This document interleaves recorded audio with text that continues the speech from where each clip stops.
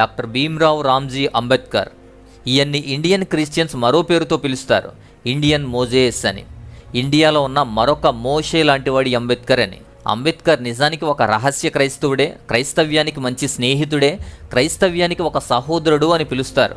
అందుకే ఈయన్ని Indian Moses అంటారు. ఇజ్రాయేలు ప్రజలకు మార్గనిర్దేశం చేసి నడిపించి ధర్మశాస్త్రాన్ని తెచ్చిపెట్టిన మోషే లాంటివాడే భారతదేశమంతా నడిచేటువంటి ఒక ధర్మశాస్త్రం, భారత రాజ్యాంగాన్ని, దీన్ని తెచ్చినటువంటి అంబేద్కర్ని కూడా అలా ఇండియన్ మోజెస్ అని ముద్దుగా పిలుచుకుంటారు.